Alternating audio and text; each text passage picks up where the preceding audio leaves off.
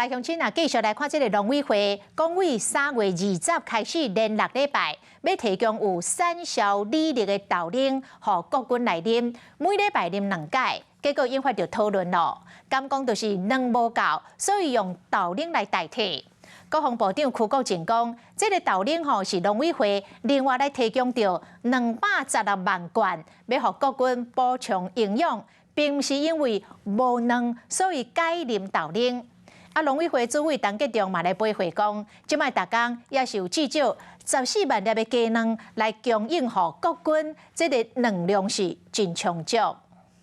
让国军弟兄来喝豆奶，是为了促销国产的大豆。农委会主委正式后礼拜开始要请阿兵哥啉豆奶，也毋过即摆全台湾欠卵，这2件代志，互有的人佮想甲走绝去。国军每一天的供应的鸡蛋，每一天有供应14万颗乳厂的这样的来供应。没有讲过好像蛋没有了，改成喝豆浆，不是这样子的。那这个农委会对国军也是很照顾啊，也很帮忙。他是额外给我们216万罐啊，这等于做一个补充。国防部长也跳出来背会，因为农委会讲，为3月20开始到4月36礼拜，由农粮署提供国防部产销履历的豆奶，每礼拜啉2摆，每礼拜拢总需要啉216万罐，予阿兵哥食营养。初步估计需要2000万的费用，由农委会出。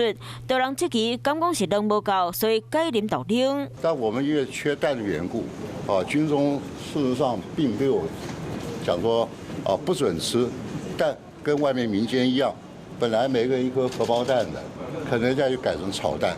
两位首长拢来背会，道理毋是为着要补卵无够的问题。不过，邱国正嘛讲到，卵包变差卵，嘛说明军中和全台湾同款，嘛拢受到卵欠缺影响。现在我们自己缺什么呢？那国军就要让出来，算是我们的这个代罪羔羊。希望国防部可以加菜加肉来补充我们国防军士兵的营养。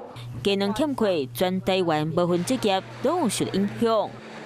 Hello， 大家好，我是乃瑜，要教给大家2个任务。第一个，华视新闻的脸书专页，你按赞了吗？